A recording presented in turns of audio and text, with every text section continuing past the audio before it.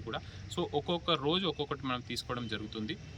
ఈ రకంగా మీరు ప్రమాదం చూస్తూ ఉన్నారు ఈ మధ్యకాలంలో ఆటోస్ ఉండొచ్చు, లేకపోతే బస్సెస్ ఉండొచ్చు. సో దానికోసం కూడా ట్రాన్స్పోర్ట్ డిపార్ట్మెంట్ కూడా చాలా చర్యలు తీసుకుంటూ ఉంటాయి. సో మనము ఆటో డ్రైవర్స్ ఒకసారి వాళ్ళకు అవేర్నెస్, తర్వాత బస్ డ్రైవర్స్కి, స్కూల్ బస్ డ్రైవర్స్కి, సో ఇది కూడా ఈ నెలలో తీసుకుంటాం. సో ఒక్కొక్క పిల్లలకి కూడా అంటే రోడ్ క్రాసింగ్ ఉండొచ్చు, పెడెస్ట్రియన్స్ రూల్స్ కూడా అందరూ ఫాలో చేస్తేనే మనకు రోడ్స్ మన కోసం సేఫ్టీ అని ఉంటాయి. అందుకని ఇదన్నీ తీసుకోవడం జరుగుతుంది. సో మీ ద్వారా అందరికీ ఒకటే చెప్తా ఉన్నా, ఈ రూల్స్ ఎవరి కోసం కాదు.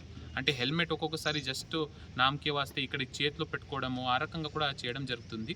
సో అది కాకుండా యూత్ కూడా మనం గమనించాలి. అంటే మన కోసమే అది అన్నీ. సో ఎవరు పోలీసు చెక్ చేస్తున్నారని అక్కడ నుంచి ఆపి అక్కడ నుంచి బయట పోవడం ఆ రకం కాకుండా ఇట్ షుడ్ బి మన కోసమే పోలీసు అన్ని శాఖలు పనిచేస్తున్నారు. అది అనుకుంటే డెఫినెట్లీ మేమే స్వయంగా దానికి పాటిస్తాము.